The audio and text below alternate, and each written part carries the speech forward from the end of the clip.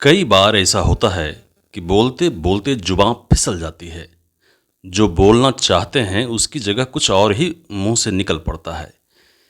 इस तरह बात बिगड़ जाती है और संभालते संभालते वक्त लग जाता है। खासकर चुनाव के दौरान और पहले भी नेताओं की जुबान फिसलते आपने अक्सर देखा होगा। इसी फेहरिस्त में शामिल हैं कई नाम जिनका स्टेटमेंट जानकर आज भी हंसी आती है। आइए एक एक कर जानते हैं। मौका चुनावी सभा का था, लेकिन बातों बातों में जनता दल यू के नेता शरद यादव कुछ ऐसा बोल गए। वसुंधरा को आराम दो, बहुत थक गई हैं, बहुत मोटी हो गई हैं। पहले पतली थी, हमारे मध्य प्रदेश की बेटी है।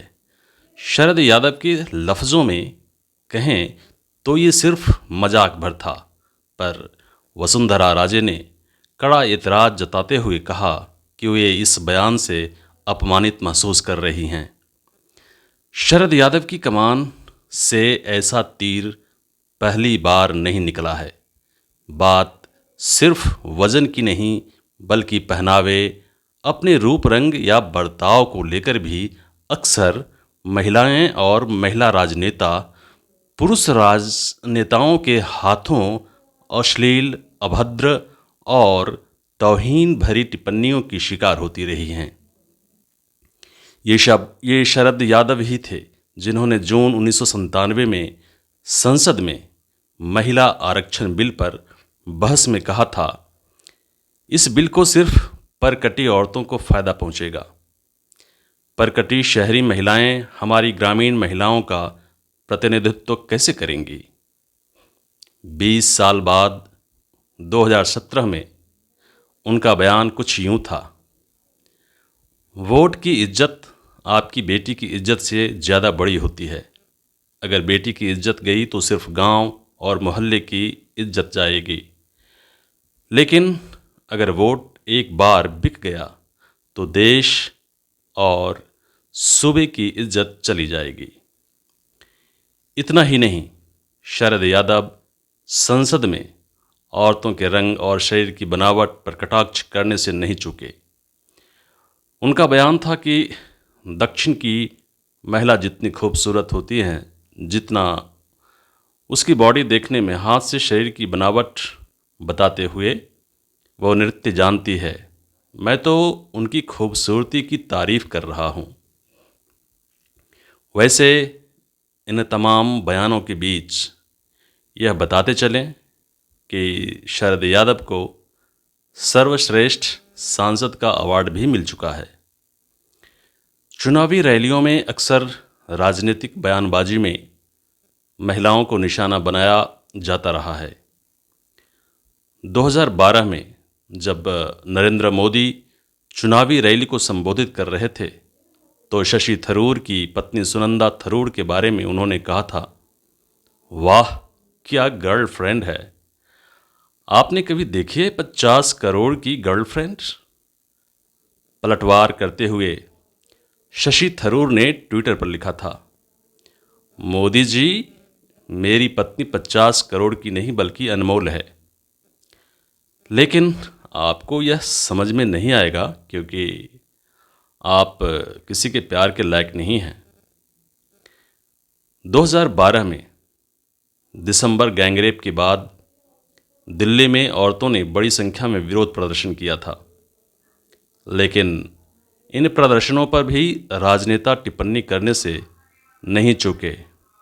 पश्चिम बंगाल के जंगीपुर से कांग्रेस सांसद अभिजीत मुखर्जी ने कथित रूप से कहा था, दिल्ली में 23 वर्षीय युवती के साथ बलात्कार के विरोध प्रदर्शन में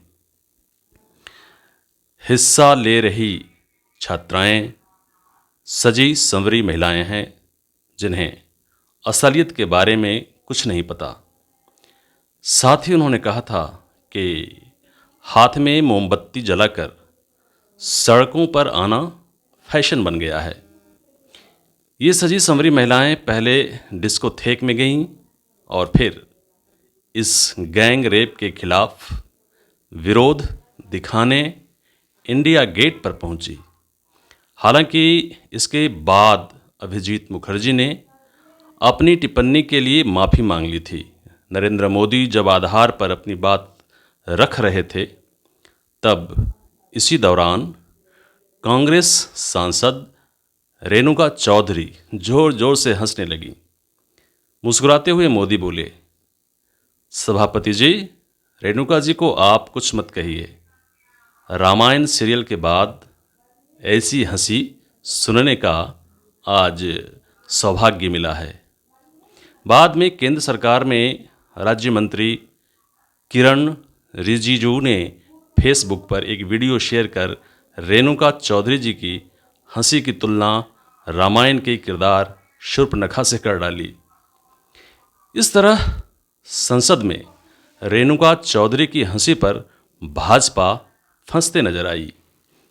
ऐसी ही टिप्पणी की शिकार जया बच्चन भी बनी। जया बच्चन को सिनेमा में योगदान के लिए पद्मश्री मिल चुका है।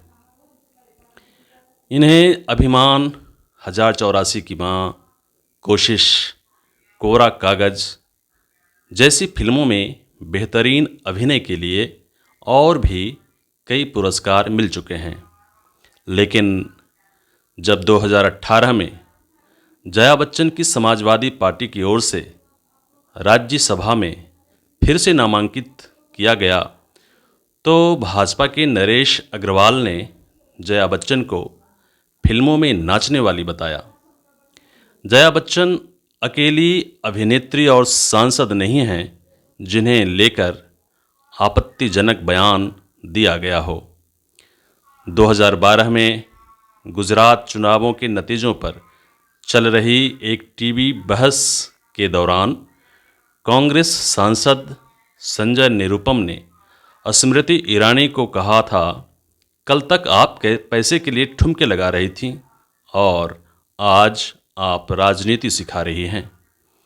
बाद में आलोचना होने पर संजय निरुपम ने सफाई देते हुए कहा था कि लोग केवल एक टिप्पणी को ना देखें और अगर संदर्भ समझना हो तो पूरा कार्यक्रम देखें। महिला राजनेताओं पर अभद्र टिप्पणियां करने वाले नेताओं में अमूमन हर पार्टी के लोग शामिल हैं। 2012 में एक चुनावी रैली चल रही थी, तो सीपीआईएम नेता अनीसुर रहमान महिलाओं के खिलाफ अत्याचार पर बात कर रहे थे।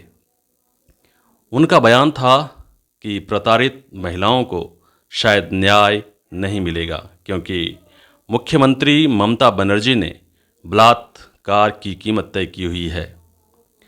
उनका कहना था, हम ममता दी से पूछना चाहते हैं उन्हें कितना मुआवजा चाहिए, बलात्कार के लिए कितना पैसा लेंगे। महिलाओं पर विवादित बयानों की ये फहरिस्त लंबी है। मसलन मुलायम सिंह का बलात्कार पर बयान कि लड़कों से गलती हो जाती है और इसके लिए उन्हें मौत की सज़ा नहीं देना चाहिए, या सांसद साक्षी महाराज की टिप्पणी कि हिंदू महिलाओं को अपने धर्म की रक्षा करने के लिए कम से कम 4 बच्चे पैदा करने चाहिए। ऐसे बयानों के बावजूद अक्सर ये राजनेता हल्की फुल्की फटकार के बाद बच निकलते हैं।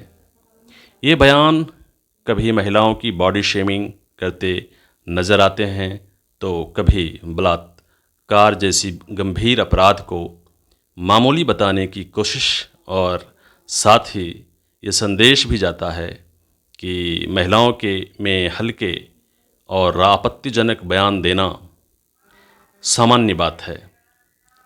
ऐसा नहीं है कि दूसरे देशों में ऐसा नहीं होता। जैसे कि 2017 में ब्रिटेन के एक पार्षद के बयान पर अच्छा खासा बवाल मचा था। पार्षद ने सांसद का चुनाव लड़ रही एक गर्भवती महिला राजनेता के बारे में कह दिया था, वो गर्भवती हैं और उनका समय तो नैपी बदलने में ही बीत जाएगा, वो आम लोगों की आवाज़ क्या उठाएंगे। इसके लिए पार्षद को माफ़ी मांगनी पड़ी। ब्रिटेन जैसे कई देशों में अक्सर ऐसे बयानों पर कार्रवाई होती है। मिसाल के तौर पर 2017 में यूरोपियन संसद के एक सांसद ने बयान दिया था कि महिलाओं को कम पैसा मिलना चाहिए क्योंकि वो कमज़ोर, छोटी और कम बुद्धिमान होती हैं। इसके बाद उन्हें निलंबित कर दिया गया था और उन्हें मिलने वाला भत्ता भी बंद हो गया था। हालांकि बाद में यूरोपियन कोर्ट ने कहा था कि इतनी बड़ी कड़ी सज़ा की ज़रूरत नहीं थी। यूरोपियन सांसद जैनुस कोरविन माइक को उनके विवादित बयान के बाद 30 दिन तक मासिक भत्ता रोक दिया गया। जब जेंडर को लेकर इस तरह की संवेदनशीलता हो तो देश की राजनीति में, संसद में और नीतियों में भी इसकी झलक दिखती है। फिर वो ऑस्ट्रेलिया या आइसलैंड जैसे देशों के संसद में बच्चों को स्तनपान कराने के अधिकार से लेकर बलात्कार पर गंभीर बहस जैसे मुद्दे हों।